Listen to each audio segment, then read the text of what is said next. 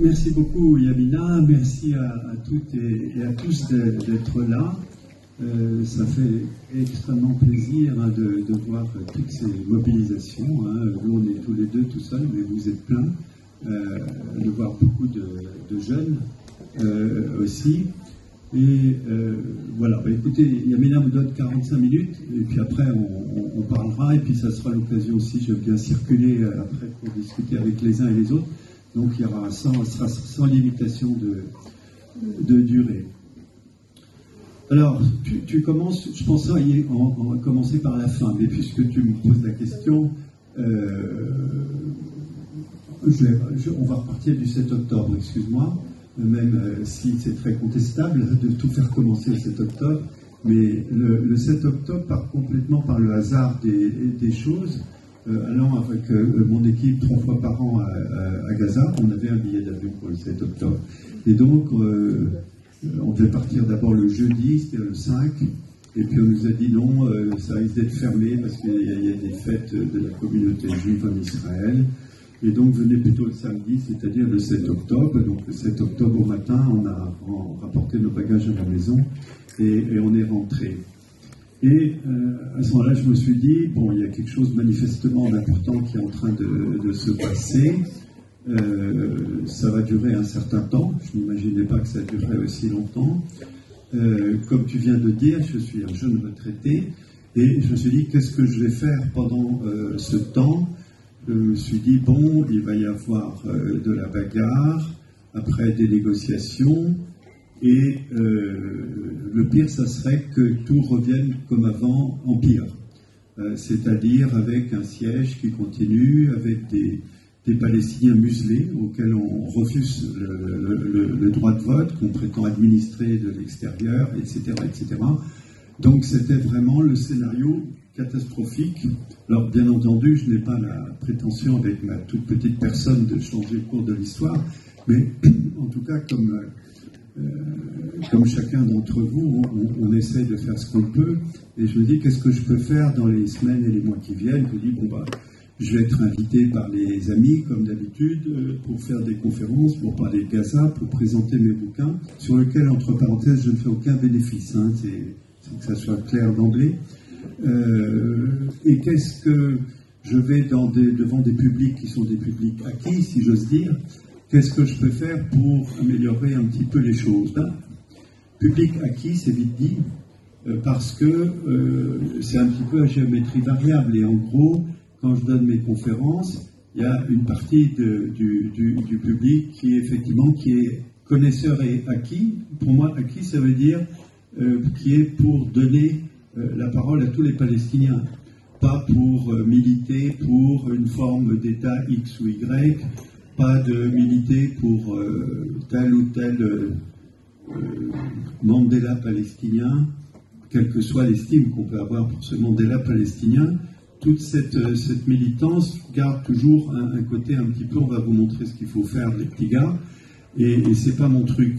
Donc je me suis dit, c'est cette partie de mon auditoire, de ma clientèle, entre guillemets, qu'il faut essayer de convaincre. Et j'ai pas été déçu. Je me suis dit, aujourd'hui, 7 octobre ou 8 octobre, la guerre est déclenchée, ouvrez les guillemets, entre Israël et le Hamas. Donc, on va faire du Hamas bashing pendant des semaines et des mois.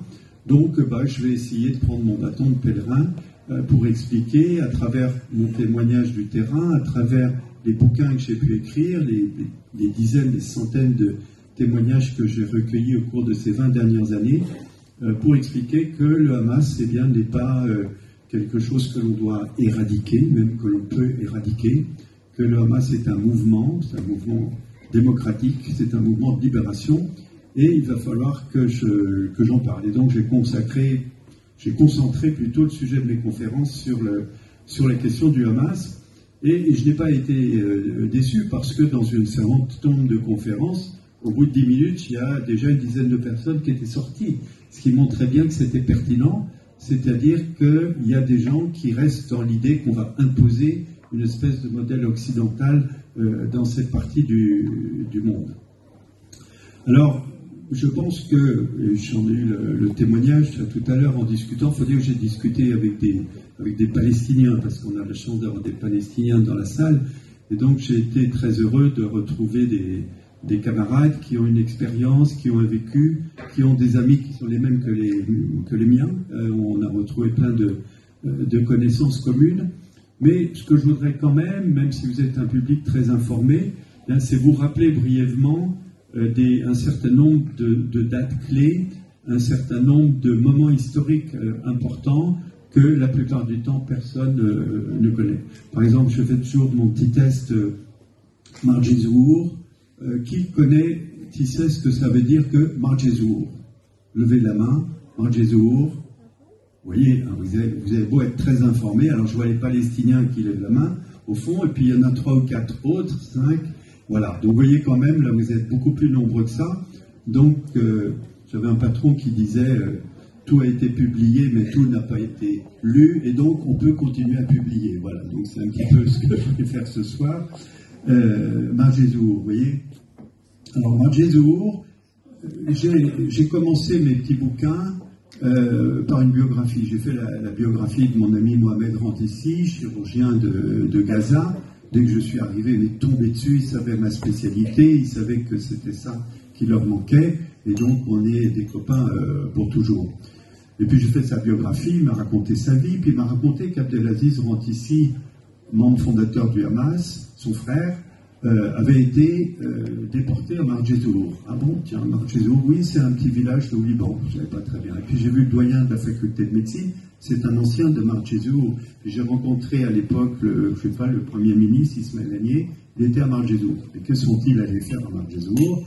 Et ça, c'est un événement très important, c'est-à-dire que au moment où se négociaient les accords d'Oslo, en 1992, Yitzhak Rabin a décidé de prendre 400 Palestiniens du Hamas, essentiellement au sud du djihad islamique, et de tenter de les déporter définitivement au Liban, en se disant ça fera autant d'opposants de moins, les familles suivront, ça fera autant de Palestiniens en moins, et comme ça on va pouvoir négocier Oslo en sous-main tranquillement avec les interlocuteurs qu'on a choisis. Et donc en plein hiver, 400 Palestiniens ont été raflés, mis dans des cars et lâchés dans la neige, dans la montagne libanaise à 1000 mètres d'altitude. Et donc ces 400, eh bien, comme le disait un de nos amis palestiniens tout à l'heure, ça a été une chance formidable pour le Hamas, parce que finalement, on a réuni dans un lieu comme vous ce soir des gens qui ont passé presque une année en exil dans la montagne, et qui ont mûri leur projet, qui ont discuté. Un certain nombre de Gaza ou de Cisjordanie ne s'étaient même jamais rencontrés. La plupart étaient des intellectuels, plus de la moitié. Il y avait 17 professeurs d'université, une soixantaine d'étudiants. Et donc il y avait véritablement une espèce de mini-société hautement éduquée qui était là, qui était jeune, et qui finalement n'avaient rien d'autre à faire, puisque ce n'étaient pas des combattants, ils n'étaient pas là pour faire des incursions à l'intérieur d'Israël et pour se battre. Eh bien, ils ont fait travailler leur cerveau, et ils ont même, une des choses qu'ils ont fait très rapidement, ils ont créé une université. Alors, ce n'était pas symbolique, au début, ils enseignaient sur des cailloux, assis sur des cailloux, il y avait des professeurs, on a fait des filières et tout ça, et c'est tout ça que je raconte dans ce petit bouquin qui s'appelle La vallée des fleurs, Marjezour. Les arabisants que je ne suis pas savent que Marjezour, ça ne veut pas dire la vallée des fleurs, ça veut dire le champ des fleurs. Mais j'ai trouvé que le titre, la vallée des fleurs, ça sonnait mieux, mais pardonnez-moi de cette mauvaise traduction. Et donc, ils sont restés et ils ont attiré la sympathie de la population tout de suite. Il y avait plein de médecins dans le groupe, alors ils ont fait un dispensaire, la population locale a commencé à se faire soigner là. Et puis ça fait un buzz à une époque où il n'y avait pas d'Internet, les médias du monde entier sont venus, le Conseil de sécurité, bref, ça a été un événement historique.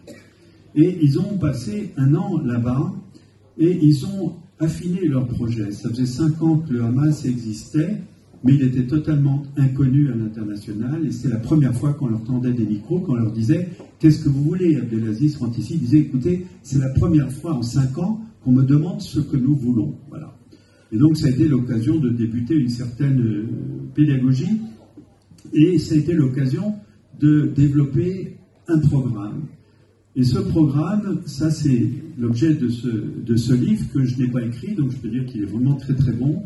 C'est un livre d'un chercheur universitaire anglais qui s'appelle Daoud Abdullah. Et Daoud Abdullah a écrit cette histoire de la politique étrangère du Hamas, que j'ai traduit en français. C'était ma participation, il est sorti l'année dernière. Et qu'est-ce qu'on voit? Eh bien, on voit que ce mouvement que certains continuent à appeler terroriste, entre guillemets, eh bien, ce mouvement, dès les années 92-93, s'est dit il faut que nous ayons une politique étrangère solide avec des bases, des orientations, une direction. Et ils ont élaboré eh bien, déjà les principes. Il y a 5 principes dans leur politique étrangère. Je passerai sur 3 ou 4, mais en tout cas pour en signaler un ou deux. Le premier principe, c'est le principe d'indépendance. C'est une politique étrangère et c'est nous qui décidons de notre politique étrangère. On ne va pas faire des alliances avec des pays pour les suivre si jamais ils prennent des directions qui ne sont pas les nôtres. Nous sommes un mouvement de libération nationale, c'est notre essence. Et donc, nous sommes indépendants, nous n'interférons pas non plus dans les affaires intérieures des autres pays. Ok. Le deuxième principe sur lequel peu insiste, et certainement pas dans nos gros médias, c'est nous allons lutter par tous les moyens qui sont autorisés au mouvement par la loi internationale, pour les mouvements de libération nationale, par tous les moyens, y compris la résistance armée, mais nous ne ferons aucune action de résistance armée en dehors du territoire de la Palestine. Et effectivement, le Hamas n'a jamais fait d'action armée, n'a jamais déposé des bombes ailleurs que sur le territoire palestinien historique, n'a jamais détourné d'avions, n'a jamais fait d'assassinats. Des assassinats, il y en a eu, y compris dans notre pays en Europe, dans nos pays en Europe. Donc, ils s'en sont tenus à cette ligne jusqu'à ce jour. Et puis, ils se sont dit, il est important que nous développions des relations avec des États, de façon qu'on nous connaisse, qu'on sache exactement quels sont les objectifs et quels sont nos moyens. Et ils ont développé des relations avec des pays comme l'Afrique du Sud. Là, vous voyez, dans le contexte actuel, c'est quelque chose qui résonne. Ils ont été bien accueillis en Afrique du Sud. L'Afrique du Sud avait d'ailleurs avant déjà des bureaux de différents mouvements palestiniens, notamment de l'OLP, mais l'Afrique du Sud est un pays ouvert, dit vous êtes aussi, vous faites partie, et donc ils ont développé des relations. Ils ont développé des relations avec des pays que l'on n'imaginait pas, dont on n'imaginait pas la force plus tard, en particulier la Chine et la Russie. Dès ces années, ils ont pensé qu'il était important d'aller rendre visite aux dirigeants chinois, d'aller leur parler. Et la Chine, vous avez vu que ces derniers mois, elle a eu un rôle très très important, ainsi que la Russie. Vous vous souvenez par exemple qu'au début, vers le mois de novembre, je crois, la première résolution du Conseil de sécurité, sous l'égide des Américains, était une résolution catastrophique qui aurait abouti en pratique à faire passer le Hamas sur la liste des organisations terroristes de l'ONU. Le Hamas, comme le FPLP, n'ont jamais été sur la liste des organisations terroristes de l'ONU. Ils sont sur la liste américaine, la liste européenne, qui est une liste politique, mais l'ONU, c'est le droit international, donc ça aurait été une véritable catastrophe. Et donc, cette résolution américaine a été bloquée par 2 des membres permanents du Conseil de sécurité, la Chine et la Russie. Donc, vous voyez ce tout petit mouvement, soi-disant terroriste, qui bénéficie d'un appui considérable jusqu'au niveau des membres permanents du Conseil de sécurité. Et donc, toute cette politique étrangère, ces relations avec les États, la manière justement de le gérer, a été élaborée déjà à Margezuo. Un autre pilier, respecter le droit international. Alors ça s'est vérifié au moment de l'affaire du Koweït, ça personne n'en sait rien, mais le Hamas, après avoir bien réfléchi, eh bien, a dit, écoutez, nous on est désolé, Saddam Hussein a envahi le Koweït, c'est contraire au droit international et nous ne sommes pas d'accord, contrairement au Fatah qui a soutenu justement cet envahissement avec les conséquences catastrophiques que l'on connaît, c'est-à-dire 400 000 Palestiniens qui ont été expulsés du Koweït. Donc finalement, la force d'un mouvement, c'est d'avoir des idées claires dès le début, de se faire un programme et d'essayer dans la mesure du possible de maintenir le cap, pas des tournants à 180 degrés, des inversions, etc. Et ce qui est particulièrement frappant, eh bien, c'est que cette politique étrangère et ses bases idéologiques sont restées constantes et se poursuivent jusqu'aujourd'hui. Et là, je fais un raccourci, et je vais vous dire, parce que finalement, après avoir écrit tous ces bouquins, je me suis rendu compte qu'il fallait revenir au Big Bang. J'ai fait un bouquin sur les prisonniers, j'ai fait des bouquins de chroniques, j'en ai fait d'autres qui ne sont pas là, j'ai fait un bouquin de droit appliqué qui s'appelle « Les dirigeants israéliens devant la Cour pénale internationale ». En général, quand on présente un bouquin, on est content de présenter un bouquin qui vient de sortir. Ça, c'est pas du tout un bouquin d'opportunité, c'est un bouquin qui a été écrit il y a 4 ans. Et tout est dedans, c'est-à-dire que tout ce qui est écrit dedans est juste, et ce qui était prévisible, eh bien, c'est exactement ce à quoi nous assistons en ce moment. Alors ça, c'est pas la force de celui qui a écrit le bouquin, c'est tout simplement la force du programme de ceux qui sont des Palestiniens et qui veulent faire parler le droit international. Alors après avoir écrit tous ces bouquins, il y a 6 mois à peu près, je me suis aperçu finalement qu'il y avait quelqu'un dont je parlais assez peu et tous ces livres ramenaient à lui. Et ben, c'est le Cheikh Yassine. Le Cheikh Yassine, c'est un personnage, je l'ai croisé une fois, tout à fait par hasard. Il entrait à l'hôpital pour aller voir un patient qui était hospitalisé, puis on s'est croisés, il m'a fait un grand sourire. Il y avait un photographe qui était là quand même, donc je pense qu'il avait signalé sa venue.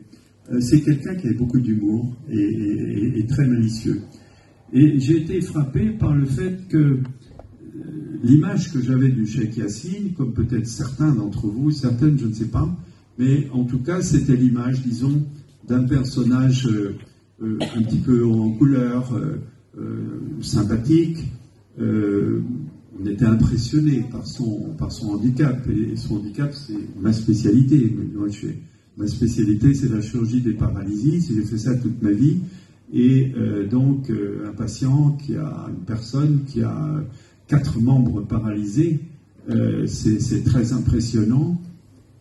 Et on mesure l'importance de la force de caractère déjà pour tenir. On mesure aussi la force de la qualité de la société dans laquelle il a vécu, parce qu'avec une paralysie des 4 membres, en dehors d'une société extrêmement fraternelle, attentive, respectueuse, qui permet à une personne qui ne peut ni écrire, ni s'alimenter, ni boire seule, vous voyez, eh bien, qui lui permet de vivre, déjà qu'il y a toute la société autour qui fonctionne. C'est pas une société en déshérence, vous voyez. Donc pour moi, c'était un peu ça, le Cheikh Yassine. Mais je me suis aperçu après coup que, bien qu'il n'ait fait que des études très, très limitées, et par la force des choses, eh bien, c'était quelqu'un qui véritablement avait une vision. Et tous les responsables passés ou actuels du mouvement, qui sont pour la plupart des grands intellectuels, qui ont fait des études d'un niveau très important, très élevé, eh bien, tous, sans exception, ont été des disciples du Cheikh Yassine. Et le Cheikh Yassine, vous le savez, a été assassiné il y a maintenant 20 ans, exactement 20 ans. Et ce qui est frappant, c'est que tous ces grands chefs, tous ces théoriciens, tous ces leaders, eh bien, ont été ses disciples, ont été à son chevet, lui ont demandé conseil dans toutes les circonstances, ont été formés par lui, et donc tout ça, finalement, ça revient au Cheikh Yassine. Alors, bien entendu, c'est pas lui qui a créé la société palestinienne, mais c'est lui qui a su avoir la vision de ce qu'il fallait faire pour qu'un jour la Palestine soit libre.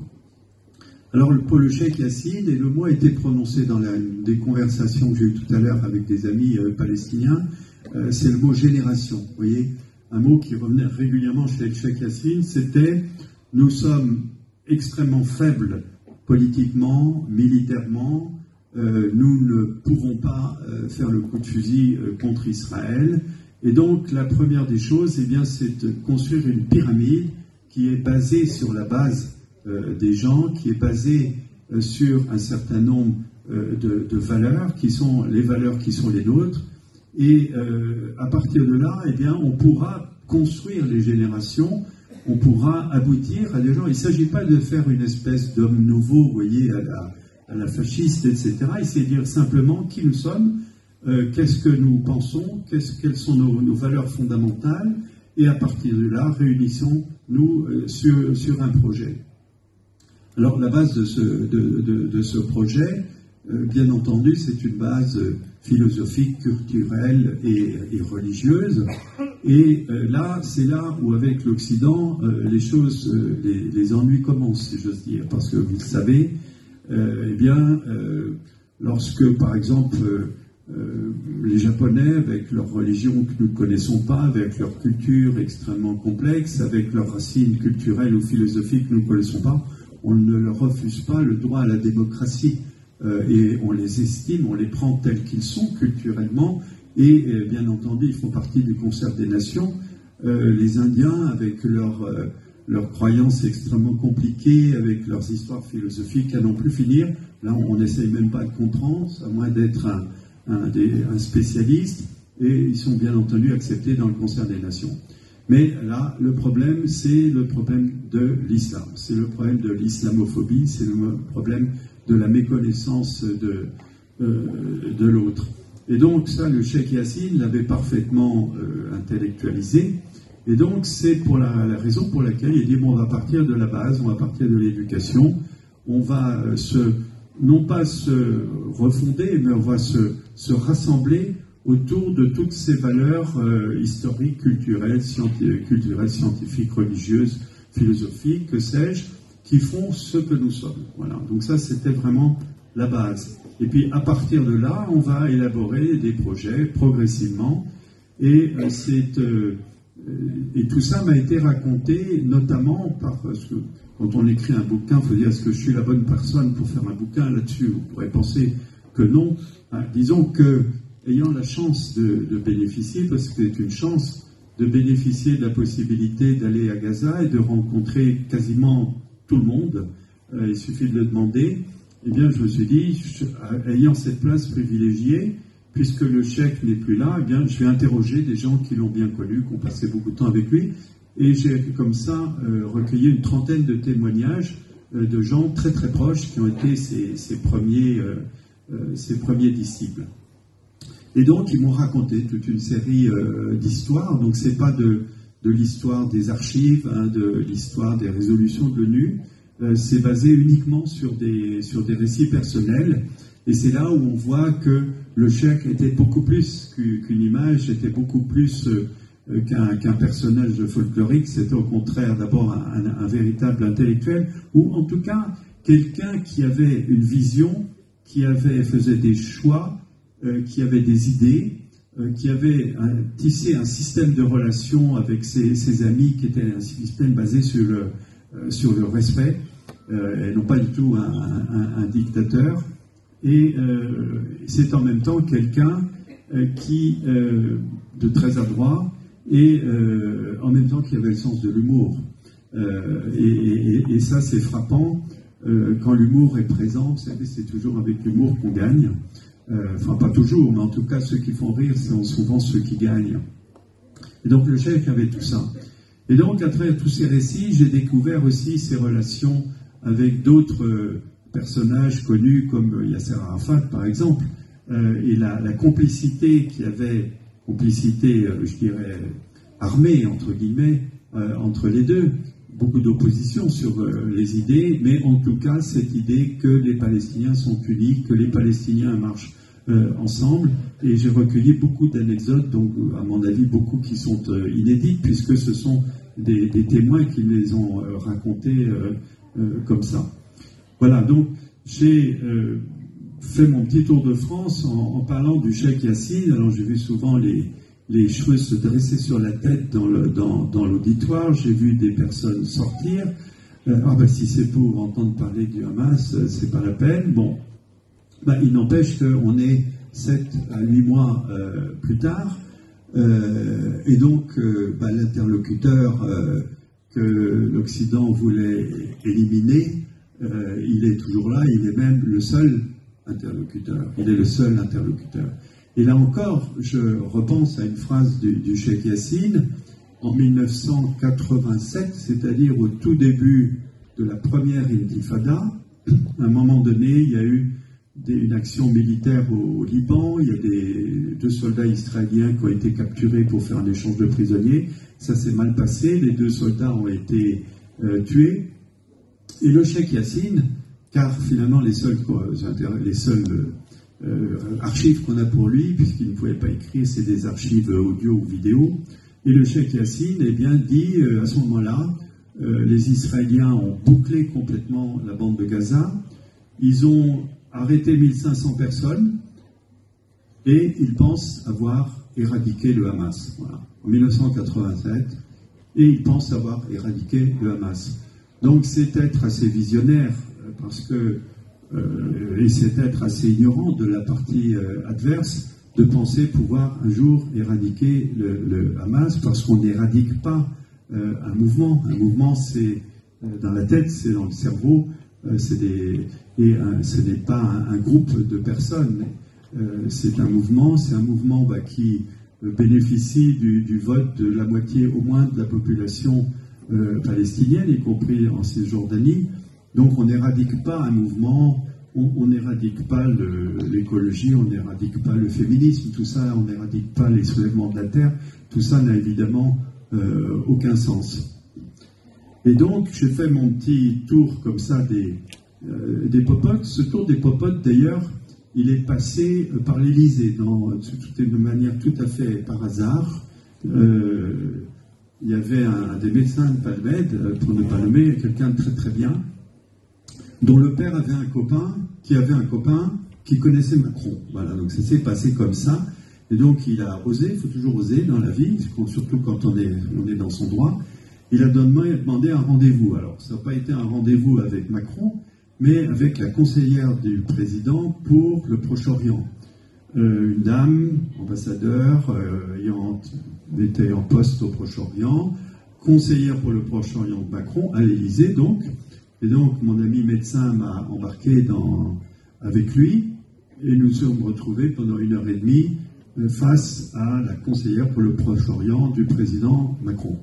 Et là je veux dire que je ne m'attendais pas à grand-chose, mais là les bras m'en sont tombés, en ce sens que c'était en fait la porte-parole de la position du président Macron sur le Proche-Orient qui nous a ressorti tous les poncifs que vous avez entendus et qu'on entend presque encore juste aujourd'hui, c'est-à-dire Israël a le droit de se défendre, il n'est pas question d'avoir des relations avec le Hamas qui est un mouvement terroriste. Donc pas de relation, ça veut dire qu'on se coupe l'herbe sous le pied. Si on ne parle pas même avec celui qu'on considère comme son adversaire, eh bien on perd pied. Et puis ça s'est terminé par des choses absolument ahurissantes, comme nous travaillons très durement actuellement au texte d'une résolution du Conseil de sécurité qui pourrait être acceptée aussi bien par les Israéliens que les Américains. Dixit. Texto, voilà. Donc on voit que le tour des popotes, il va falloir le continuer pendant longtemps avant d'avoir des idées claires, que notre pays, notre exécutif, ait des idées claires sur la question. Alors heureusement, il y a d'autres voies que la voie politique, vous voyez. Et là, le Hamas, là aussi, est très éclectique parce que si cette attaque du 7 octobre a eu lieu, elle a eu lieu parce que la voie politique était fermée. Ça fait 15 ans qu'ils réclament des élections. Ils n'ont pas droit à des élections. L'Occident la lui refuse. La voie diplomatique, elle est fermée. Et donc, il ne restait plus que la voie militaire. Voilà. Alors, je reviens, je ne sais plus quoi. Oui, le Hamas n'était pas initialement très versé vers l'option juridique. Et je me souviens, il y a une quinzaine d'années, en discutant avec Mahmoud Zahar, qui est un des maîtres du Hamas, un un des plus grands penseurs. C'est lui qui a dirigé, entre autres, les négociations pour l'échange de prisonniers contre le Soldat Chalid, où je connais très très bien Mahmoud Zahar. Et quand je lui parlais du droit, il y a 15 ans, il disait « Nous, on ne croit pas au droit. Le droit, il est international, il a été construit par les Occidentaux lors d'une victoire militaire à la Deuxième Guerre mondiale. C'est pas fait pour nous. D'ailleurs, ils l'ont inculpé des dirigeants africains, etc. » Ce qui était vrai à l'époque. Mais ça n'empêche que petit à petit, eh bien, ils se sont mis à lire, par exemple, le statut de Rome, à voir quand même qu'il y avait un certain nombre de choses justes qui avaient été réunies dans ces textes, et que le projet de Cour pénale internationale, je vous rappelle qu'elle est d'origine récente. Hein, la Cour pénale internationale, elle a commencé à fonctionner en 2002, vous voyez, c'était au début de la deuxième intifada, c'est quelque chose de très récent, ça fait à peine plus de 20 ans. Et ce qui m'a fait plaisir, c'est que 15 ans après, le même Mahmoud Zahar était le responsable à Gaza du comité légal, du Legal Committee. Vous voyez, donc, vous voyez, ça a tourné. Et je dois dire, je ne suis qu'un petit télégraphiste, mais je ne suis pas un juriste, mais je me suis retrouvé maintes fois dans des situations où je me disais vraiment, je ne sais pas ce que je fais là, je suis chirurgien, et je suis en train d'expliquer le droit international à des responsables du Hamas. Et en fait, c'était vraiment nécessaire parce que le droit, il y a des similitudes avec la médecine, mais il y a aussi des différences. Le droit, c'est différent dans tous les pays. Donc, on commence par apprendre le droit dans son propre pays, et donc on l'apprend dans sa propre langue. Et donc, j'étais frappé de voir autant à l'hôpital et depuis le premier jour, avec des médecins, des infirmières, et c'est la raison de ma paresse pour apprendre l'arabe, avec des médecins, des infirmières, on parle anglais, parce que finalement, la médecine fait le tour du monde, les banques de données sont en anglais, etc. Par contre, les juristes, ils ne parlent pas anglais. Et jusqu'à présent, je n'en connais aucun qui parle correctement l'anglais, suffisamment en tout cas, pour pouvoir avoir une conversation juridique. Donc vous imaginez la position que j'étais, moi, petit occidental, qui venait de donner des leçons de droit, dans une langue qui n'était pas la leur, à des responsables politiques qui étaient quand même d'un très haut niveau. Vous voyez, je me suis trouvé plusieurs fois un peu, je me suis dit, ils vont foutre dehors, c'est pas possible. Eh bien non, ils m'ont pas foutu dehors. Et donc des collaborations se sont installées entre des avocats, et ça aboutit au fait, eh bien, que toutes les initiatives, ou presque, sauf une importante, on va le voir, mais pour le reste, les principales initiatives concernant le droit international, eh bien, sont parties de Gaza. En 2009, ça fait maintenant 15 ans, a été déposée la première plainte individuelle à la Cour pénale internationale. C'est une jeune fille qui avait été blessée, toute sa famille avait été tuée, c'est-à-dire Nina. Vous l'aviez peut-être vue parce que, bien qu'elle était mineure, elle avait tenu à aller déposer elle-même la plainte à la Cour pénale internationale avec Gilles Devers et beaucoup d'autres avocats et amis. Donc ça, c'était en 2008. Puis il y a une autre date, ça va être dans ce bouquin, oui. En 2014, vous vous souvenez que peut-être en 2014, au milieu de la guerre de 2014, qui avait lieu à l'été, il y avait eu un gouvernement d'union nationale à ce moment-là, vous voyez, et puis suivi immédiatement d'une attaque israélienne. Et on peut remarquer d'ailleurs qu'il y a eu deux gouvernements d'union nationale après les élections de 2006, gagnés par le Hamas. Tout de suite, ils ont voulu faire un premier gouvernement d'union nationale. La réplique, ça a été tentative de coup d'État. Le plan américain s'est décrit dans ce livre-là pour renverser le gouvernement élu, et qui était un gouvernement d'union nationale. Le deuxième gouvernement national, 2021, attaque israélienne et les élections. Voilà. À chaque fois qu'une unité palestinienne politique s'est profilée, eh bien, les Israéliens ont attaqué. En tout cas, en 2014, il y avait pendant quelques mois, très brièvement, un gouvernement d'union nationale, et le ministre de la Justice, c'était de Gaza, c'était Salim al-Sakka, qui était ministre de la Justice, Et donc, on l'a convaincu de signer, de déposer plainte à la Cour pénale internationale au milieu de la guerre, vous voyez, le 25 juillet exactement, et la guerre a duré jusque vers le 15 août. Et donc, c'est parvenu à La Haye, sur le bureau de la procureure, Fatou Bensouda, et à ce moment-là, Mahmoud Abbas a dépêché à La Haye Riyad El Maliki, son ministre des Affaires étrangères, qu'il est toujours d'ailleurs, à ma connaissance. La Fatou Bensouda lui a dit la plainte là, que j'ai signée de votre ministre des Affaires étrangères, elle vient de la Palestine, et la réponse a été non. Donc elle a dit, dans ce cas, je la mets dans l'armoire, elle n'est pas annulée, mais ça, je n'en tiens pas compte. Donc là, ça a été un coup d'arrêt, mais c'est véritablement à partir de Gaza, et c'est quelque chose là aussi qui a une résonance aujourd'hui. Dans ce livre, je raconte un communiqué de Sami Abu Zuhri, qui était l'un des porte-parole du Hamas pendant la guerre de 2014, et qui disait nous sommes pour l'application du droit international. Certains disent que nous risquons d'en subir les conséquences, mais nous n'avons pas peur. Nous défendons notre droit à l'indépendance, etc., y compris par la résistance armée, qui fait partie des droits fondamentaux, qui est dans la charte de l'ONU, cette charte qui a été déchirée par le représentant israélien à l'ONU ces jours-ci, voyez. Et donc, nous vous disons aux avocats, continuez, allez de l'avant, tout ce que vous pouvez faire au niveau de la Cour pénale internationale, faites-le. Donc ça, c'était en 2014. Et puis, en dehors des déclarations, il y a même eu les faits.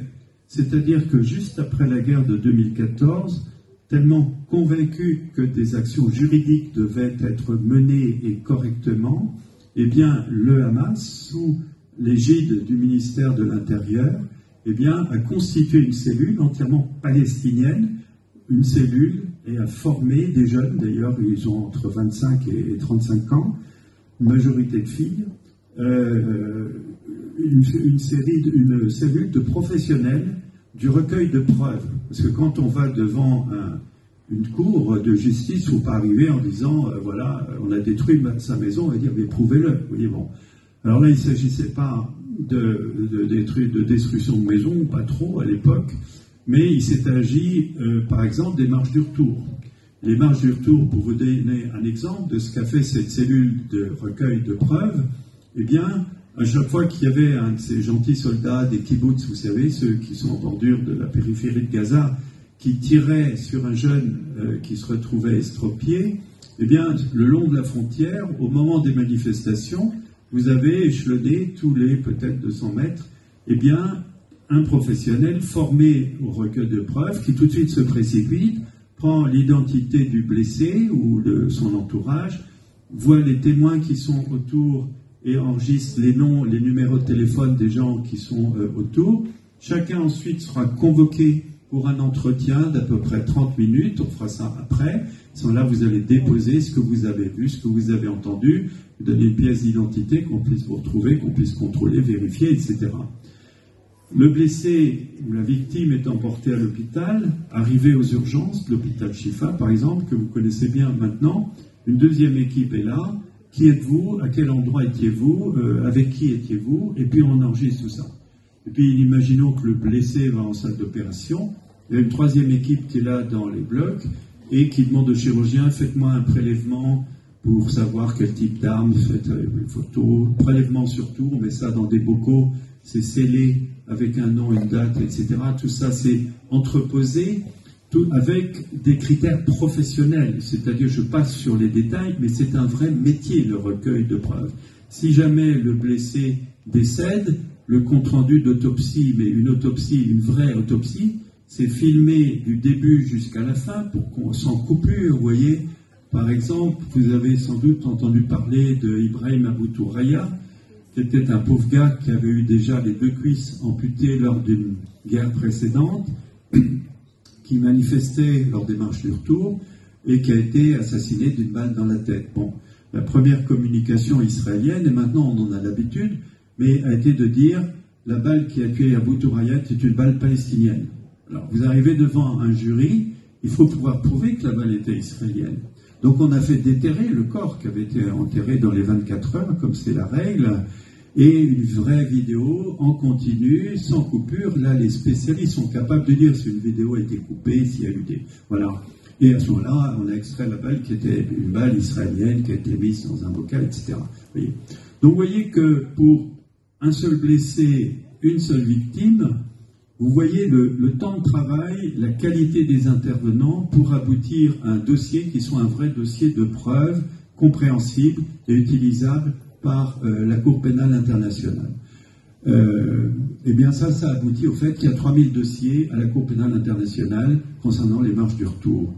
Et ça a contribué grandement au fait que l'enquête préliminaire a été ouverte et même qu'elle a été conclue et qu'au bout de 5 ans, une enquête approfondie a été ouverte. Et ça, c'est le travail de Fatou Bensouda et c'est parce que le Hamas, le dirigeant de la cellule d'investigation dont je vous parle, c'est le directeur des services de renseignement, vous voyez. Donc c'est pas une ONG, c'est pas Amnesty, c'est pas quelqu'un dans son bureau à New York ou je ne sais où qui prétendrait connaître le droit, parce que les indigènes sont incapables de s'organiser eux-mêmes. Vous voyez, je suis un petit peu méchant, mais il y a un chapitre spécial là-dedans sur les ONG. Vous voyez, voilà. Je passe, il faut lire le bouquin. Voilà, alors vous savez que sur le plan du droit, on est arrivé aujourd'hui à une situation où je dirais qu'on ne respire pas, parce que depuis que j'ai commencé à parler, ça fait 1 heure, il y a 4 Palestiniens qui ont été tués, il ne faut quand même pas oublier ça, vous ne l'oubliez pas, mais certains ont tendance à l'oublier, c'est quand même ça la réalité, mais ça n'empêche que le droit, même si on le critique, eh bien, a franchi un certain nombre d'étapes. Et maintenant, vous avez les 2 principales instances internationales qui s'imposent juridiquement au monde entier, qui sont la Cour internationale de justice, grâce, entre parenthèses, à cette Afrique du Sud merveilleuse qui a fait un témoignage splendide et que personne ne peut contester, ni juridiquement, ni par l'histoire même de l'Afrique du Sud, avec cette ANC, par exemple, qui a été longtemps classée sur la liste des organisations terroriste et donc qui a vaincu l'apartheid et est venu au pouvoir. Donc tout ça, ce sont des parallèles, il ne faut pas abuser des parallèles, mais en tout cas, c'est des parallèles qui sont importants. Et puis le deuxième, eh bien, vous le savez, ça date de quelques jours. Nous attendions depuis des années que le procureur qui a succédé à Fatou Bensouda ouvre des enquêtes et lance des mandats d'arrêt. Fatou Bensouda avait indiqué 3 dossiers.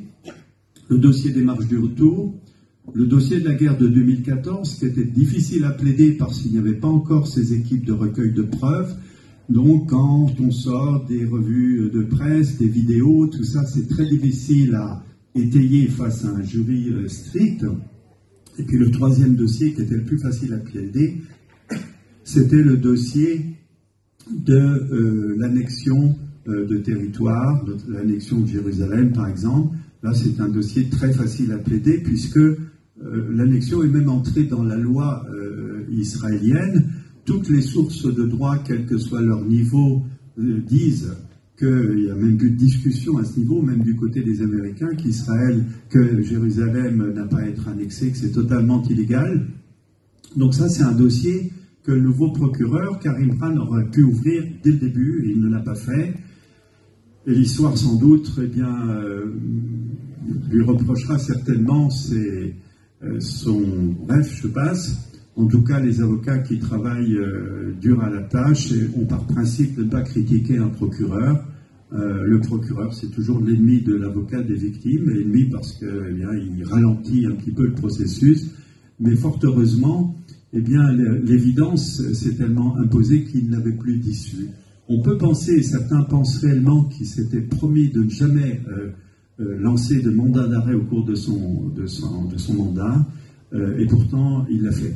Alors, il n'a pas lancé des mandats d'arrêt, il a fait ce que la loi lui oblige, ce sont les juges de la Cour qui lancent les mandats d'arrêt, donc il a demandé avec un mémoire qui n'est pas connu, mais il a fait une conférence de presse où les principales inculpations, les principaux griefs sont indiqués, et il a lancé des mandats d'arrêt contre un certain nombre de dirigeants.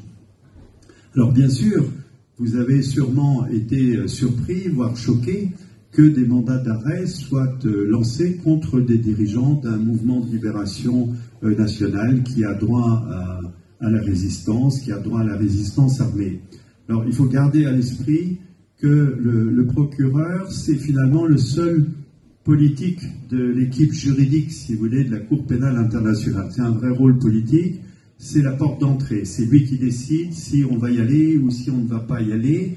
Et il mesure toute une série de critères qui sont un petit peu analysés dans ce bouquin et qui expliquent d'une certaine façon un vocabulaire qui peut-être a pu choquer. Revenons à Fatou Bensouda, quand Fatou Bensouda a bien rappelé dans son mémoire, par lequel elle ouvrait une enquête approfondie, eh bien que cette enquête allait concerner un territoire, une durée et tous les acteurs concernés. Un territoire, et elle a dit Jérusalem,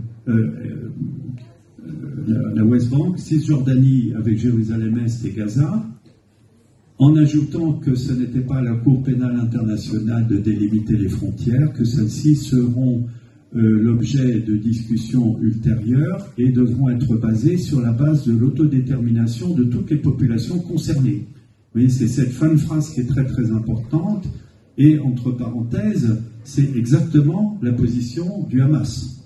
Le Hamas dit, nous sommes pour une trêve de longue durée, parce que dans l'état actuel des choses, on est incapable de faire une paix des esprits dans l'immédiat. On ne va pas se lancer dans des négociations qui vont durer longtemps et qui vont être pénibles. Nous sommes pour la création d'un État palestinien dans les frontières de 67, comme toutes les sources de droit l'appuient, et une trêve de longue durée.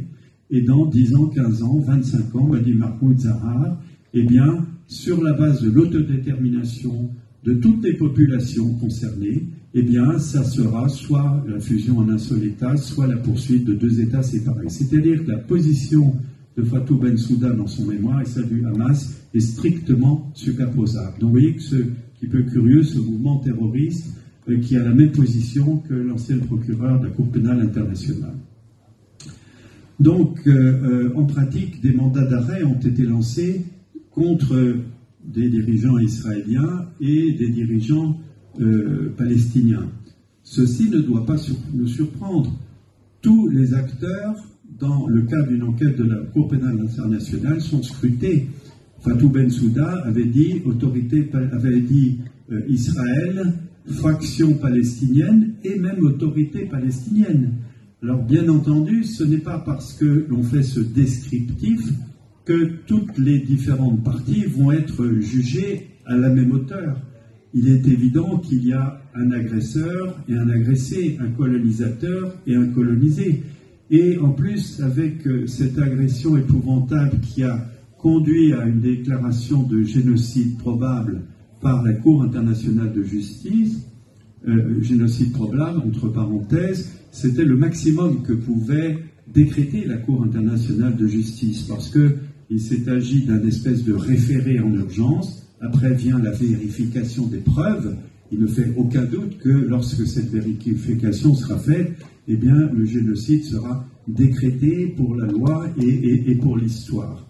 Autrement dit, ce n'est plus, et depuis longtemps, une opinion, le génocide, c'est une réalité. Voilà. Et donc, eh bien, des mandats d'arrêt seront émis dans les semaines qui viennent probablement, ça pourrait être davantage, ça ne dépend pas de nous, contre un certain nombre de personnes.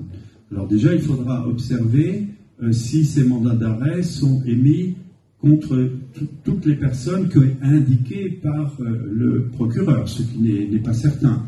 On pourrait imaginer que le responsable politique à l'extérieur, on considère qu'il est le responsable d'un mouvement de libération nationale qui n'a pas donné d'ordre explicite que des actes répréhensibles soient réalisés de manière systématique et tout ça. Et si jamais c'était le cas, il faudra le prouver. Et ça reste en suspens, vous voyez. Quoi qu'il en soit, eh bien, pendant ces 3 semaines qui viennent, ou quelques semaines qui viennent, eh bien, la défense de tous ceux qui sont accusés, israéliens comme palestiniens, est en train de s'organiser avec sûrement quelques difficultés du côté israélien, mais du côté palestinien, mais c'est extrêmement simple. Il y a un certain nombre de griefs qui ont été émis. Parmi ces griefs, par exemple, le fameux grief de sexual abuses dont on a vu qu'il se dégonflait comme une baudruche très rapidement, puisqu'il y a déjà eu une enquête de l'ONU, qu'il y a déjà eu des spécialistes indépendants qui sont allés sur place et qui ont abouti, contrairement à ce qu'a rapporté beaucoup de presse, qui ont abouti à la conclusion que, par exemple, en ce qui concerne les viols, il n'a pu rencontrer ni un témoin, ni une victime, et qu'il n'y avait eu aucun prélèvement de fait. Donc vous voyez qu'en plus, ils ont signalé que les scènes de crime ont été modifiées, c'est-à-dire que ce qu'on appelle les first responders, c'est-à-dire les premiers qui se rendent sur le lieu de la scène du crime, c'était des associations absolument pas professionnelles qui ont déplacé les corps, qui n'ont fait faire aucun prélèvement ADN, qui rendent finalement une enquête approfondie secondaire extrêmement difficile. Donc on attend avec intérêt de voir comment la partie israélienne va pouvoir persister avec ses griefs. En tout cas, tout ça fait que, pour certains, m'a-t-on dit, eh bien, d'une façon un petit peu cynique peut-être, mais 2024 va être l'année des juristes. Donc la question qui se pose maintenant de façon urgente, eh bien, c'est évidemment l'arrêt du sang qui continue de couler, mais on peut, pour la première fois depuis longtemps, je crois, être optimiste, en tout cas pour les mois qui viennent. Voilà, je vous remercie.